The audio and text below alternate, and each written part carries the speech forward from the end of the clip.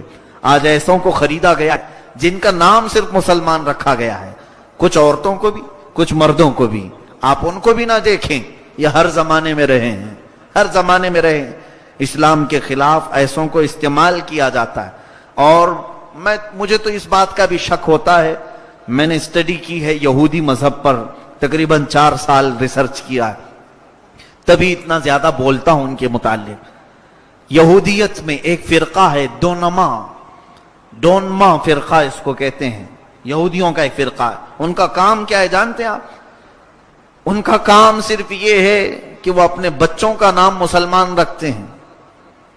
جتنے بھی یہودی, ان کے گھر میں جو بچہ پیدا ہوتا ہے ان کا نام مصطفیٰ ہوتا ہے, مرتضی ہوتا ہے, محمد, احمد, عبداللہ, یہ نام رکھتے ہیں اپنے بچوں کے. اور ان کو پڑھاتے بھی ہیں, قرآن کا حافظ بھی بناتے ہیں, سب کرتے ہیں. اور اس کے بعد پھر اسلام کے خلاف لا کر کھڑا کرتے ہیں. آپ کو اگر تاریخ معلوم ہے تو سلطنت عثمانیہ, عثمانی خلافت, ایمپائر آف عثمان, یہ 700 سال تک چلی. ترکی کی عثمانی خلافت جس میں 3 بر اعظم آتے تھے, ایشیا, افریقہ, یورپ. بہت بڑی ایک خلافت چلی. یہ 1921 میں گر گئی, 700 سال کے بعد. خلافت عثمانیہ ترکی کی, جو سعودی عرب پر بھی ترکیوں کی حکومت تھی, وہی خلافت عثمانیہ کی. وہ عاشقان مصطفیٰ تھے, سچے ایمان والے تھے. کئی بادشاہ اس میں گزرے ہیں. ان میں سے ایک بادشاہ کا میں نے جب پڑھا تھا, اللہ اللہ کیا ان کا ادب تھا. مدینہ طیبہ سے استنبول کے لیے انہوں نے ٹرین شروع کی تھی, ٹرین کی پٹریاں بچھائی تھی. آج بھی وہ لائن بچھی ہوئی مدینے میں ہے, اور ترکی ریلوے اسٹیشن اب بھی موجود ہے مدینے میں, جا کر دیکھ سکتے ہیں آپ. سلطان عبدالحمید ثانی جب یہ مدینہ طیبہ سے استنبول ترکی کے لیے انہوں نے لائن بچھائی, اس زمانے میں جب ٹرین کو چالو کیا تو کوئلے کا انجن بھڑ بھڑ بھڑ بھڑ آواز آنے لگی. تو سلطان عبدالحمید ثانی جو اوپننگ کے لیے آئے تھے, ان کے ہاتھ میں کوڑا تھا, وہ کوڑا اٹھا کر کے اس ریل کے انجن کو مارنا شروع کیا اور کہا شہر رسول میں اتنی بلند آواز, حضور کے مدینے میں اتنی تیز آواز تیری. انجن اس وقت جو بند پڑا آج تک ویسی ہی, آج تک 100 سال کا عرصہ ہونے کو آیا, پھر وہ نہیں چلا. ایسے عاشقان رسول تھے یہ ترکی. مصطفیٰ کریم صلی اللہ علیہ وسلم کی مسجد کو انہوں نے بنایا تو ایک اینٹ کو بھی حضور کے دربار کے سامنے کٹ نہیں کیا. 12 کلومیٹر دور لے جاتے تھے, اینٹ کاٹ کر کے لا کر لگاتے تھے کہ کاٹنے کی آواز بھی حضور کے دربار میں نہ آئے. ایسے عاشقان مصطفیٰ تھے. ان کی خلافت کو ختم کس نے کیا؟ کس نے ختم کیا؟ یہی دونما فرقہ. ترکی میں ایک شخص آیا, مصطفیٰ کمال باشا اتا ترک, اس کا نام آج بھی لیا جاتا ہے تاریخ میں. اس کو ایک ریولیوشن لانے والے آدمی کے حیثیت سے جانا پہچانا جاتا ہے, انقلابی شخصیت مصطفیٰ کمال باشا. اس کی ریولیوشن شروع ہوئی, اس نے ایک نیا طریقہ ترکی میں شروع کیا کہ یہ خلافت عثمانیہ جو تھی وہ اسلامی قانون نافذ کرتے تھے, اسلامی سزائیں دیتے تھے, اسلامی عدالت ہوتی تھی, سب طریقے اسلامی ہوتے تھے. دوسری جنگ عظیم کے بعد پھر یہ جو ہے مصطفیٰ کمال باشا کی تحریک زور پکڑ گئی اور خلافت عثمانیہ ختم ہو گئی, جس میں فرانس, انگلینڈ نے بہت ساتھ دیا مصطفیٰ کمال باشا کا. ترکیوں نے بھی اسے ہاتھوں ہاتھ اٹھا لیا کہ ایک نیا کچھ لے کر کے آیا ہے. اس کا نیا پن کیا تھا مصطفیٰ کمال باشا کا؟ 11 سال اس نے ترکی پر حکومت کیا اور سارے اسلامی قانون ترکی سے ختم کر دیا, سارے اسلامی قانون مٹا دیا اس نے. عورتوں کو پابندی لگائے کہ کوئی حجاب نہ پہنے, ہمارا دین آسان ہے. اسلام کے نام پر حافظ قرآن بننا منع ہے. مدرسوں کو اس نے ختم کروا دیا تھا, پورے ترکی سے مدرسے نہیں تھے. یہ 1921 کی بات میں بتا رہا ہوں آپ کو. وہاں سے مدرسے ختم, اور جو علماء تھے امامہ پہنتے تھے ان کے امامے اتار دیے گئے, ان کو سوٹ بوٹ پر لے کے آ گئے. آج بھی ترکی میں اس کا اثر دیکھنے کو ملتا ہے. کسی ترکی حافظ قرآن کو اگر آپ بلائیں گے تو سوٹ میں ہی نظر آئے گا، آپ کو ٹائی سوٹ بوٹ میں ہی رہے گا، وہ حافظ قرآن ہوگا۔ اس نے یہ ساری چیزیں بدل ڈالی 11 سال کے اندر، پورے اس کو ایک ریولوشن، نئی تحریک کے طور پر اٹھایا گیا تھا۔ نام کیا ہے؟ مصطفیٰ کمال باشا۔ تاریخ آپ پڑھو پتہ چلے۔ اور 11 سال کے بعد جب وہ ختم ہوا تو پوری ترکی کو اس نے برباد کر رکھا تھا، فوج کو نیوٹرل بنا دیا تھا، یورپ کا اس میں دخل بہت زیادہ، امریکہ کا، برطانیہ کا، فرانس کا بہت انٹرفیئر ترکی میں۔ انہوں نے 100 سال ایگریمنٹ بھی کر دیا، فاسفورس ایگریمنٹ آج بھی وہ موجود ہے کہ ترکی کے جو سمندر کے بندرگاہ ہیں، ترکی وہاں سے ایک پیسہ بھی حاصل نہیں کر سکتا۔ 1923 سے 2023 تک کا ایگریمنٹ ہے، چند سالوں میں وہ ایگریمنٹ ختم ہو جائے گا۔ یعنی اس بندرگاہ سے، پورٹ سے ترکی کو کوئی انکم نہیں، اس پورٹ سے جتنے بھی جہاز گزریں گے اس کی ساری انکم یورپ کو جائے گی۔ آج بھی کہنے کو اسلامی ملک ہے ترکی، مگر اس کے اپنے ملک سے بندرگاہ سے وہ پیسے نہیں لے سکتا، ٹیکس نہیں لگا سکتا۔ 100 سال کا ایگریمنٹ، یہ سب کس نے کیا تھا؟ مصطفیٰ کمال باشا نے۔ مسلمانوں کو اچھی طرح سے اس نے توڑا تھا۔ 11 سال کے بعد پتا چلا کہ وہ مسلمان ہی نہیں تھا۔ نام کیا ہے؟ مصطفیٰ کمال باشا۔ اور وہ ایک بہت بڑا قائد اور لیڈر بن کر کے مسلمانوں کا نئی تحریک چلا کر کے ترکی پر حکومت کیا۔ بعد میں علماء نے بتایا کہ وہ یہودی دونما فرقے کا آدمی تھا، جو یہودی اپنے بچوں کا نام ہی مسلمان رکھ دیتے ہیں، یہی فتنے اور فسادات کے لیے۔ میرے عزیزوں، ہم تو غفلت کی نیند سو رہے ہیں، ایسے کئی لوگ ہماری امت میں داخل ہوتے ہیں صرف ہمارے عقیدوں کو گمراہ کرنے کے لیے، ہمیں توڑ پھوڑ کرنے کے لیے۔ آج جن مسلمانوں کو یہاں کھڑا کیا جاتا ہے اور جو برقعے والی یہاں پر پارلیمنٹ کے پاس یا سپریم کورٹ میں اسلامی لا کے خلاف مقدمہ دائر کر رہی ہیں، انہیں پہچانو، ان کے برقعے اٹھاؤ تو پتا چلے کہ یہ کس جماعت کی ہیں۔ یہ ہے ہی نہیں، اسلام سے ان کا تعلق ہی نہیں۔ میرا تو یقین یہ اور وجدان یہ کہتا ہے، جس عورت کو ذرا برابر، رائی کے دانے کے برابر بھی یہ یقین ہو کہ وہ سیدہ کائنات فاطمہ الزہرا کی کنیزہ ہے، وہ تو پارلیمنٹ اور سپریم کورٹ تو دور کی بات، وہ اپنے گھر کی دہلیز انگلنے کو بھی 1000 بار سوچے گی۔ الحمدللہ، یہ کون سی عورتیں ہیں جن کو برقع پہنا کر کے لایا جا رہا ہے؟ ہمیں بیوقوف بنانے کی کوشش کی جاتی ہے، یہ مسلمان ہے نہیں۔ اور جن لوگوں کو ایک مکھوٹا بنا کر کے پیش کیا جاتا ہے، دیکھو ہمارے سامنے بھی مسلمان ہیں، کیا جبہ ٹوپی پہنانے سے کوئی مسلمان ہو جاتا ہے؟ کیا یہ داڑھی رکھوا دینے سے کوئی مسلمان ہو جاتا ہے؟ اسی لیے ہمارا دین ظاہری کیفیت کا نام نہیں ہے، ہمارا دین تو ایمان کا نام ہے جو قلب میں موجود ہے۔ عزیزان گرامی، اس ترکی کی اس تباہی اور بربادی کو جو ایک شخص نے برباد کیا تھا، 100 سال ہونے کو آ گئے، آج 100 سال کے قریب آ گیا۔ اللہ نے ایک مرد مجاہد کو پیدا فرمایا، اردگان جو آج کا پریسیڈنٹ ہے، اس نے بڑے سلولی اور بڑے نرم انداز سے ترکی کی پھر سے دنیا کو بدل ڈالا۔ وہاں کے جو اسکارف پر پابندی تھی اس کو اس نے سب سے پہلے ہٹایا، خود وہ اپنی بیوی کو اسکارف پہنا کر کے لے آیا۔ اور جو پریسیڈنٹ آج ترکی کا ہے وہ خود حافظ قرآن ہے، وہ حافظ قرآن ہے، اور اس نے مدارس اسلامیہ کو عام کیا، پیران اعظام کو پھر ان کی خانقاہوں سے باہر لایا کہ آپ اپنے میدان کا استعمال کریں۔ اس کے زمانے میں پھر ایک مرتبہ ایسا بھی ہوا تھا، تاریخ کو آپ کو معلوم ہوئی، چند سال پہلے فوجیوں نے، وہاں کی ملٹری نے اس کے خلاف بغاوت کی تھی، صدر کو گرانے کی کوشش کی، لیکن اللہ تعالیٰ کی حفاظت ایسی کہ ترکی عوام کا ایک مقبول لیڈر تھا، وہ ترکی عوام پوری سڑکوں پر آئی اور فوجیوں کے ان تمام بڑی گاڑیوں کے پہیے کے نیچے سو گئی، تو ان کو شکست ہو گئی۔ پھر فوجی اپنی تمام تحریکوں سے باز آئے اور آج اس قائد کے ساتھ چل رہا ہے ترکی، اللہ سلامت رکھے۔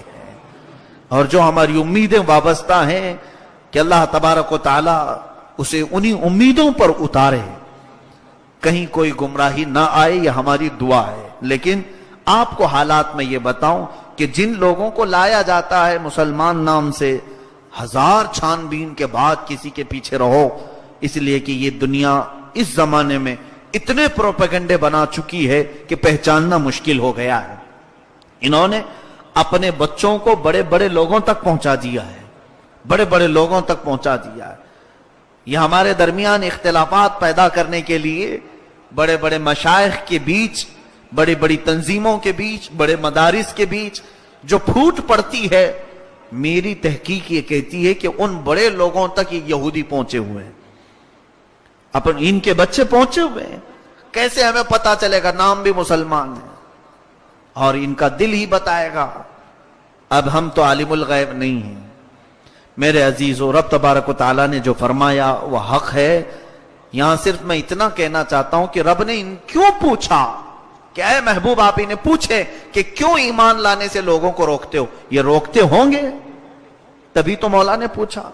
اب اگر ہم سے کوئی ہزار کہے نہیں ہم تو کوئی ایمان لانے سے نہیں روکتے، تو میں نہیں مانوں گا، کیونکہ میرے رب نے فرمایا ہے کہ تم لوگ روکتے ہو، ایمان لانے سے روکتے ہو۔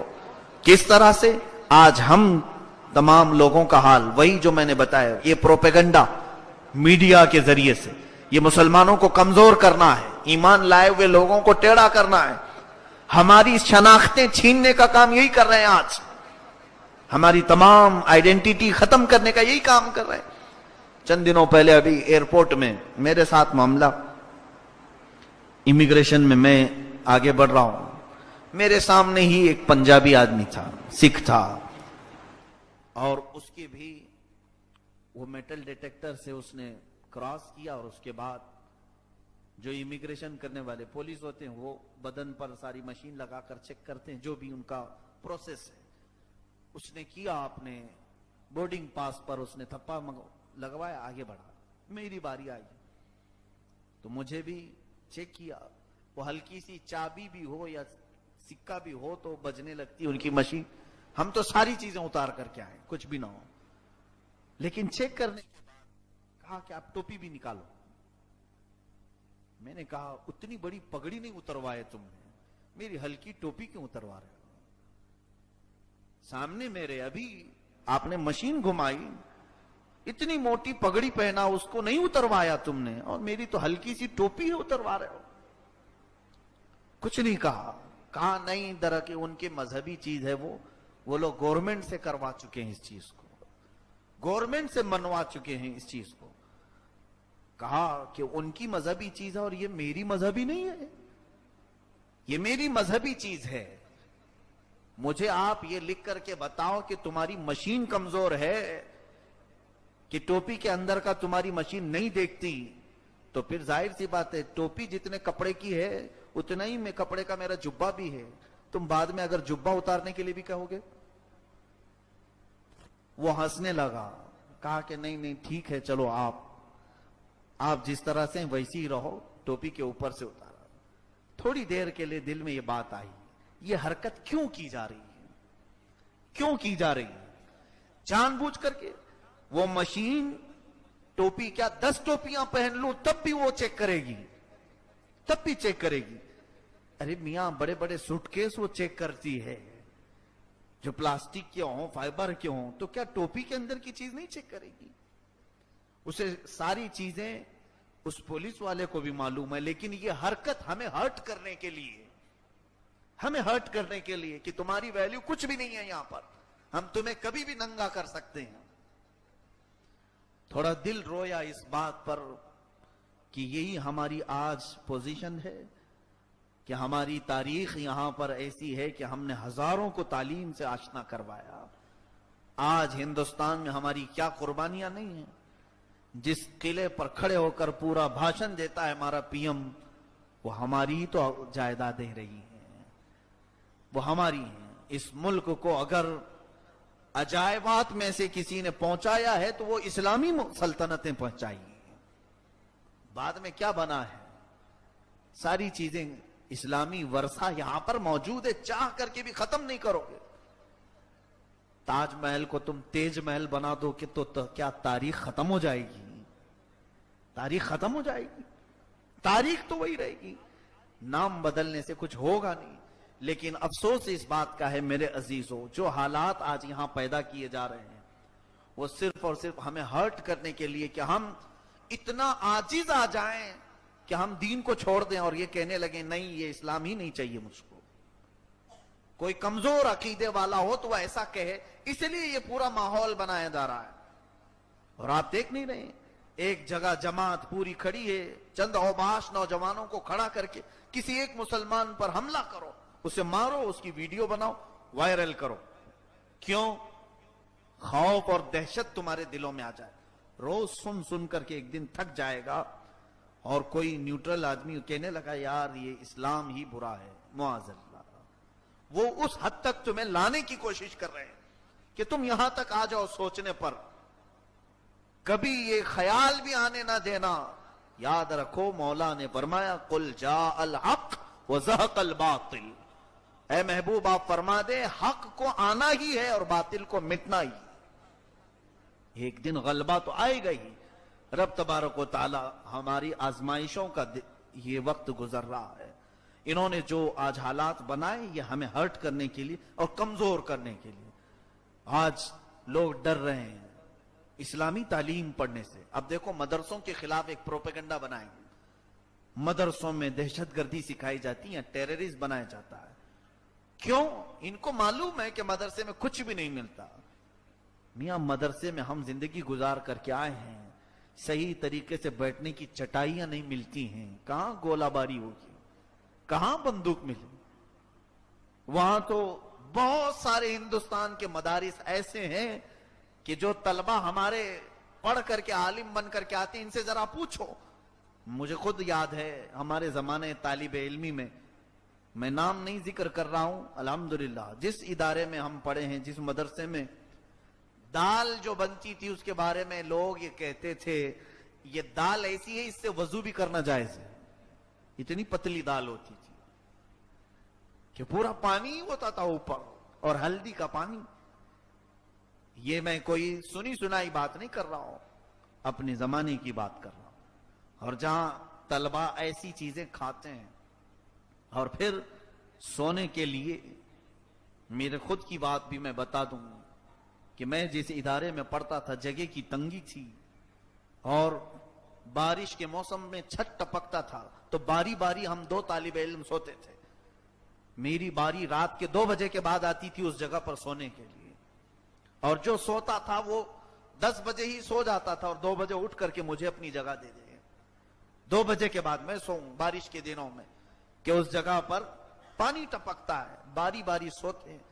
उन तलबा के बारे में तुम कहते हो कि ये टेररिस्ट होंगे, दहशतगर्द बनाया जाता है। छान मार लो पूरे हिंदुस्तान के मदारिस को, मियां हमारे यहां चाकू नहीं मिलती मदरसे में, कहां की बंदूक मिलेगी। लेकिन ये तमाम हालात क्यों बनाए जा रहे हैं? इन कुफ्फार और मुशरिकीन को भी मालूम है, ये सख्त तरीन दज्जाली कौम आरएसएस को भी मालूम है कि मदारिस में कुछ नहीं होता। लेकिन बोलो ऐसा कि आप मुसलमान अपने बच्चों को मदरसा भेजना ही बंद करते, और वो कर दिया आपने सबने, आज कर दिया है सबने। यही सुन सुन करके मौलाना बने तो लोग जो है पीछे पड़ जाते हैं, पता नहीं हमारे बच्चों को कहां मार डालेंगे। अभी अभी इन लोगों ने ट्रेन में एक हाफिज कुरान को मार दिया, दिल्ली में कत्ल कर दिया। तरावी सुना करके जा रहा था वो हाफिज, उसे मार डाला। पूरे हिंदुस्तान में खबर फैलाई गई। क्यों मारा जानते हैं आप? यही डर पैदा करने के लिए कि आइंदा कोई भी मुसलमान अब मदरसों को भेजने से बच जाए अपने बच्चों को। तुम्हें ये कहां तक ले आएंगे, कहां तक ले आएंगे? वो एक लिमिट पार कर जाएंगे। इसलिए अपने दीन और अपने ईमान पर डटे रहो कि मैं जिस दीन को मान रहा हूं वो हक है और हक रहेगा, और अल्लाह ताला का दीन है। 1000 ऐसी आफतें आए, लेकिन एक बात ये भी याद रखें कि आज तुम समझौता कर लोगे अगर हालात से, तो कल बिलाल हबशी को भी मुंह दिखाना पड़ेगा, कल हजरत खब्बाब बिन अल अरत को भी कयामत के दिन मुंह दिखाना पड़ेगा। वो अगर तुमसे पूछे मुझे तो गर्म रेत पर लिटाया जाता था, अंगारों पे सुलाया जाता था, پھر بھی ہم نے اللہ اللہ کہنا نہیں چھوڑا، اور تم نے ہندوستان میں چھوٹی سی باتیں کیا ہونے لگیں، سب کچھ چھوڑ دیا۔ قیامت کے دن آپ کو بھی جواب دینا پڑے گا۔ عزیزان گرامی، یہ حالات بد سے بدتر آج بنائے جا رہے ہیں۔ یہ ٹولیاں بنا کر حملے کرنا، کس لیے؟ خوف اور دہشت۔ داڑیاں پکڑ کر کے انہیں کوئی اور کفریہ بات کہنے پر مجبور کرانا اور اس کا ویڈیو بنا کر وائرل کرنا۔ کیوں؟ اس لیے کہ پوری قوم حضور کی سنت کو ختم کر دے۔ میاں یہ لوگ کہیں پر بھی داڑھی کو دیکھیں گے تو پکڑیں گے، ماریں گے۔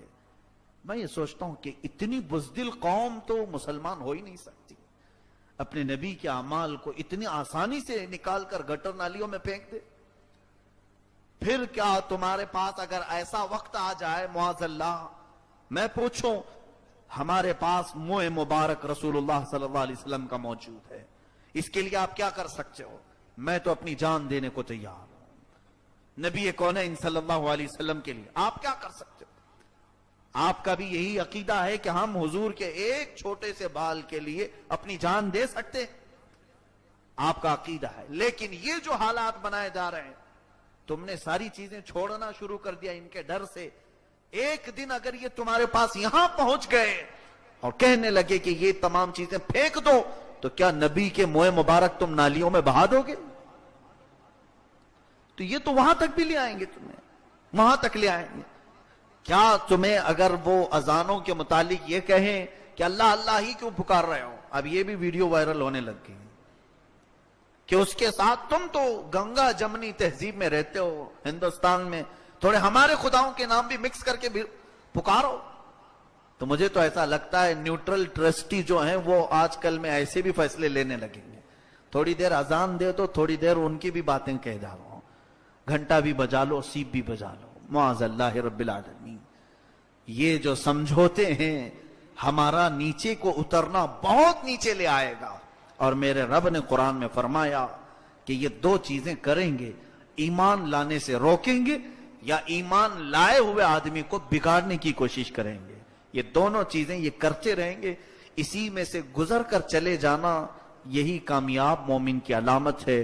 سیدنا ابو بکر صدیق رضی اللہ تعالیٰ عنہ نے کیا ہی پیاری بات فرمائی۔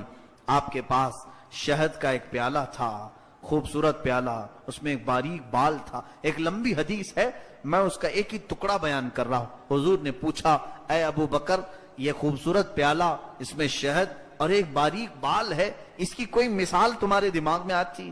ابو بکر صدیق نے عرض کیا، یا رسول اللہ صلی اللہ علیہ وسلم، یہ خوبصورت پیالہ جو ہے وہ ایمان کی طرح ہے، اور یہ جو اس کے اندر شہد ہے یہ مومن کی طرح میٹھا ہے۔ جو ایمان والا ہوتا ہے وہ شہد کی طرح میٹھا ہوتا ہے۔ پیالہ، جو خوبصورت پیالہ ہے یہ ایمان ہے، اور جو اس کے اندر شہد ہے وہ مومن ہے، میٹھا ہے۔ اس کے اندر ایک بال پڑا ہوا تھا۔ حضرت ابو بکر صدیق نے فرمایا، یا رسول اللہ صلی اللہ علیہ وسلم، ایمان والے کا، مومن کا اس دنیا میں ایمان بچا کر چلے جانا اس بال سے زیادہ باریک کام، یہ بال سے باریک کام ہے۔ اور حقیقت ہے کہ آج اس شاعر نے سچ کہا، یہ شہادت گہے الفت میں ہے قدم رکھنا، شہادت گہے الفت میں ہے قدم رکھنا، لوگ آسان سمجھتے ہیں مسلمان ہونا۔ اللہ ہمیں اسلام پر باقی رکھے، ان کے نت نئے فتنوں سے ہماری حفاظت فرمائے۔ یہ جو ہمارے ایمان کے راستے پر روڑے اٹکاتے ہیں یا کانٹے بچھاتے ہیں، مولا ہمیں ان تمام رذالتوں سے محفوظ فرما۔ قدیر و جبار خدا، تیری طاقت و قوت کے سامنے کوئی بھی طاقت نہیں، اگر تو ہمیں بچائے تو دنیا ہمارا کچھ نہیں بگاڑ سکے گی۔ اے رب قدیر، تو اپنی خاص حفاظت میں ہمارے ایمان کو لے لے، ہمارے اعمال کو، ہمارے گھر بار کو، ہمارے اہل خانہ کو، ہماری نسلوں کو، ہمارے بچوں کو، سب کے مولا موت تک ایمان کی تو حفاظت فرما۔ وآخر دعوانا